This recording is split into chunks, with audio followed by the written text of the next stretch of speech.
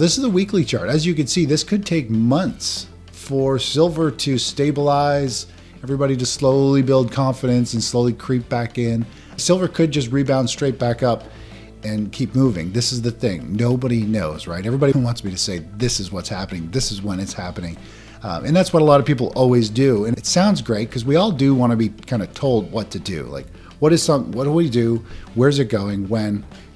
But in the markets, that's not how it works. And we don't know if silver is going to rebound and be hitting all-time highs in 4 or 5 days, or it could be 2 or 3 months later and we've only recouped half of the drop type of move. And that's what we don't want to get caught in. That's why we always exit positions, because a trade could go sideways for months. It could go sideways for years. And in a lot of cases, they do go sideways for years after a big correction, especially in the precious metal space. So we want our money to be working for us. If silver's not moving, or gold, we want to be somewhere else that's not costing us money, because it does cost money to hold and store silver, depending if you're holding physical or not. If you take a look at the equities market, they continue to grind their way sideways and up. We are still long the S&P 500, which is slowly pushing and hit all-time highs really just a few sessions ago. Looks like it's getting close to threatening to break out again. Now, when something trades sideways and kind of builds this kind of movement, it really is building energy for something else. The more something kind of chops around, the more power it could have when it starts to break out. So we need to see which way this is going to go. The long-term trend, the 150 days sloping up. All of our other moving averages are sloping up. The bias is to the upside, and the money is still flowing into the equities market. And of course, we're seeing, I think, some money flow out of the precious metals market and go into equities. I think there was quite the shell shock there with the big sell-off in gold and silver. And instead of equities selling off and money piling into gold, we saw gold and silver crash, and money's piling into stocks. People are licking their wounds and trying to regroup. So definitely the markets are kind of sloshing back and forth. Where is money going to go? Precious metals or stocks or both, which we have seen both for a long time. When we look at the comparison chart, if we just get rid of there, you can see gold and stocks have been going up together for a long time. So that's not that's the norm. We could very easily continue to see that, which is why we follow the trends and not get caught up in the news. Over at where money's flowing today, we are seeing money flow into stocks. We're seeing equities up about 0.5% on average. In contrast to expectations, gold and silver didn't benefit from risk-off flows during the recent equities wobble. Instead, both metals experienced sharp liquidations that shook traders and triggered oversold conditions across multiple timeframes. That dynamic sent capital back into stocks rather than traditional safe havens, an unusual divergence given historical norms. But markets are reflexive. Panic selling created margin pressure, resetting technical conditions. Gold staged a strong bounce, touching nearly +7% intraday, while silver rallied even more sharply. These moves reflect forced buying after capitulation rather than a confirmed trend reversal, highlighting how quickly sentiment can flip in crowded markets. If we take a look, the dollar's down a little bit. We do have gold making that comeback. Nice rally this morning, up 6, almost 7% this morning. We did get very oversold, margin calls, panic selling. It was, the euphoric people piling in right here are the people who probably got washed out right over here. And now the market's stabilizing and figuring that out. When we look at the 30-minute chart, you can see it did dip into oversold territory. It came down to this pink line, which is the 20-day moving average as well, which if we look at for some reason it's not, here we go. The pink line here, this is the same pink line kind of carried over. So price came down to the 20-day, flushed through it, lots of volume, and now it's starting to rebound. So a lot of damage was done to the chart. Could gold hit all-time highs? It's possible it could keep going up. This could just be a very quick buck in the market, just like this, and then boom, it just keeps going. Or it could work itself sideways and up and build a bearish formation, and it might actually start to break down. And we just have to manage our positions. We closed out some of our position right up near the highs here, and now we are waiting to see what is going to happen with the overall price action to exit the rest of our position. Now, if we take a look at silver, it's up 15% today, so it's having a nice rebound. It's got quite a bit of work to do to get back up, 15% move.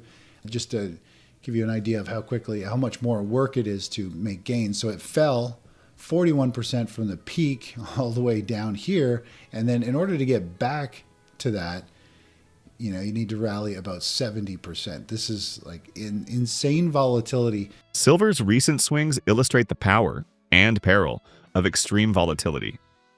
A roughly 40% decline from recent peaks means silver now requires around a 70% advance just to erase lost ground. That asymmetry between downside speed and upside effort is classic in leveraged and sentiment-driven markets. Historically, big corrections in metals are followed by long periods of base building, not instant recoveries. Weekly charts resemble prior sell-off structures, which could imply similar consolidation ahead. Whether silver clawbacks continue or stall, risk management remains paramount. Winning back lost territory takes time and discipline. A patient approach often trumps catch-the-bottom instincts. In the silver space, and it's very quick to lose money, but it takes a lot more effort, twice as much effort to make it back, and usually 7 times longer to make it back. And that's the killer, right? That's why we don't want to lose money, because you waste a lot of time trying to recover from losses. It takes weeks or months to get up, and then boom, you lose it in one day. And that's what we need to be aware of. Time is the most valuable resource that we have. So I shared this chart last night in the members update. This is the weekly chart of silver of just right now, the 2026 drop, and then we have the 2011 drop. If you look at the charts, they are pretty darn close to what they were. And this is what I've been talking about expecting in the silver market. Hopefully we're going to see some drift back up in price, and then we can potentially trim off more position, lock in more gains. We'll see how it unfolds, manage the rest of our position. You can see it did this very similar type of price action. The run up, the pullback, the move, even this pause here is like a pause right here. And then you go into this euphoric phase, and then everybody gets the rug pulled out from underneath them and everybody jumps. And so that's kind of where we're at. Now, this is the weekly chart. As you can see, this could take months for silver to stabilize, everybody to slowly build confidence and slowly creep back in. Silver could just rebound straight back up and keep moving. This is the thing. Nobody knows, right? Everybody wants me to say, this is what's happening. This is when it's happening. And that's what a lot of people always do. And it sounds great because we all do want to be kind of told what to do. Like, what do we do? Where's it going? When? But in the markets, that's not how it works. And we don't know if silver is going to rebound and be hitting all-time highs in 4 or 5 days, or it could be 2 or 3 months later and we've only recouped half of the drop type of move. And that's what we don't want to get caught in. That's why we always exit positions, because a trade could go sideways for months. It could go sideways for years. And in a lot of cases, they do go sideways for years after a big correction, especially in the precious metal space. So we want our money to be working for us. If silver's not moving, or gold, we want to be somewhere else that's not costing us money, because it does cost money to hold and store silver, depending if you're holding physical or not. Successful navigation of today's markets demands strategy over storytelling. Cash isn't a dark corner of the portfolio. It's a strategic asset that can earn via FX strategies or be redeployed at favorable inflection points. When fear grips global markets, correlations spike.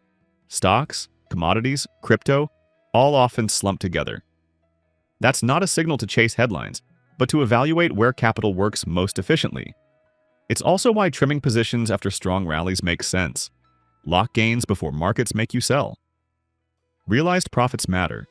Paper gains don't become capital until positions are closed and reallocated wisely. I also shared this chart a few days ago as well, which was the S&P 500, gold, silver, Bitcoin, and the dollar. And this is kind of the whole theory of the rising and falling tide. When there is broad market, worldwide selling, fear across the board, stocks, gold, silver, Bitcoin, pretty much all asset classes go down.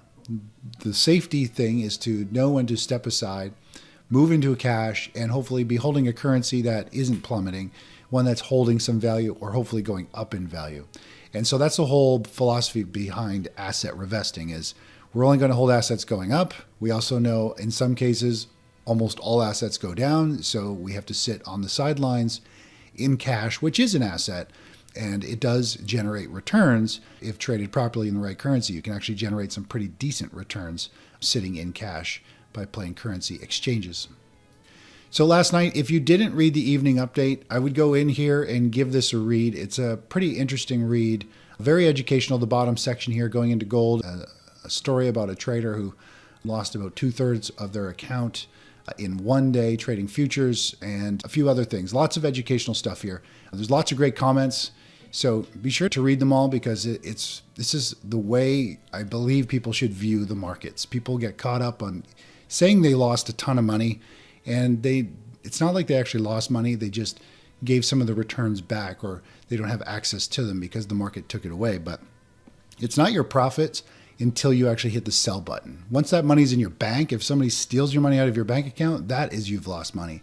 But in trading, it's not your money until you actually sell. So beyond stocks and precious metals, other markets show distinct stress and signal ambiguity. Industrial metals like platinum and palladium are attempting rebounds, but recent chart damage undermines confidence. Some patterns resemble distribution rather than accumulation, a warning sign for traders. Natural gas, infamous for violent price swings, reminded everyone why it's avoided. Massive intraday losses and erratic spikes destroy risk-adjusted returns. Crude oil, too, has faltered after a sharp sell-off, currently carving a corrective bounce inside a broader downtrend. Across commodities, price action reflects macro strain, softer demand prospects, geopolitical uncertainty, and tightening global liquidity. There's some very interesting concepts that will change or hopefully pivot the way you look and navigate these markets. So when we look at the market in general and the gauge where we're at, we're still in this defensive phase. We're still seeing stocks grind and trade their way higher. Precious metals are still in favor, even though they've had a big bout of selling. And I know a lot of people have given up on metals already. I haven't given up yet. The long-term trends are still intact and things could still go higher. At best, I'd love to see gold and silver recover half of their move or so, and then I might actually liquidate half of the position I have remaining. Just cut it in half, lock in more gains, because we've got some pretty good exit on our first chunk, and I'd like to lighten the load because I'm worried that things could roll over and sell off. And I am very happy with the returns. I think we're several 100% with our positions from long-term play in the precious metal space. So let's go take a look at the rest of the market here. Let's take a look over at, see what platinum is doing. Platinum up 6%, palladium up 6%. These are all the same plays, right? I'm hoping, expecting we're going to see some type of drift up. It'll probably want to come back up into resistance. If you're in a position, trimming off, reducing losses, exposure, this is volatility. This stuff is dangerous. This was a really nice looking pattern. It started to break and run, but it has been rejected, and now there's a lot of damage done to the chart. So I think it's, it could recover, but hoping is not a good strategy. This is more so look for the drift, these inside bars. Inside bars, if price goes up inside one big red bar, usually it resolves. You can see it resolve back to the downside and then break down. This could very easily be a head and shoulders formation. As markets oscillate between hope and hazard, one truth remains. No one has a crystal ball. Precious metals could resume long-term uptrends or spend months digesting excesses. Equities might explode upward or sift sideways before choosing a direction. What defines successful investors isn't prediction but process. Follow trends, protect capital, and avoid emotional overreach. Markets reward patience and punish arrogance. Focus on risk management, understand macro forces, and let charts inform, not headlines. In volatile times, capital preservation is the silent driver of future opportunity. Patience today seeds the gains of tomorrow. If you can decipher all of those lines I just squiggled on there. Now take a look at palladium, much the same. Not many people traded palladium simply because I mentioned before, it was pretty ugly, lots of damage done. It really just had a fake out and broke down. So hopefully there aren't too many people in there, but it should hopefully do the same thing in terms of drift a little bit higher, you can get out. I'm not a fan of this play anymore. This is serious noise and potential double top, potential just pretty ugly coin toss type of play, if not less odds than a coin toss. Now, natural gas took a hit yesterday. It was down like 24%. It took a big hit, and it's trying to stabilize here. Again, all over the place, very dangerous. We don't ever trade it. I used to trade it, but once it gets you sucked in with some big gains. This is like picking a top or a bottom. If you do you buy and you catch one of these big moves, you feel like you know what you're doing, but you can give it back quicker than you made it in some cases, even on spikes. And it's just very dangerous, right? You're walking through a landmine. The natural gas space is just super dangerous. And picking a bottom or a top and nailing it and making a ton of money is the worst thing you could do, because you will think you can do it, you will start to do it more often, and you will start to lose more money more often. And some of the biggest moves happen right at the end of trends. So right when you think it's a top, the market surges and goes against you, and you lose money really fast. You get these explosive blow-off tops, you get explosive washout lows, picking a bottom, same type of thing. You think you got the low, and then the bottom drops out again.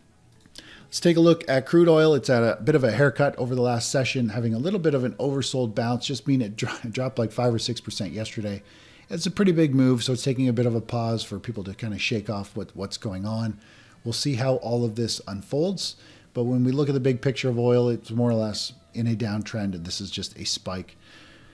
Kind of a news-driven, emotional-driven move, probably a short squeeze in there as it starts to break out. People covering shorts, that's what creates a lot of these spikes, and then, of course, it just fizzles out and sells off. So we'll see how that unfolds, but I do believe we will see energy back down at the 55, 56, and much lower later this year.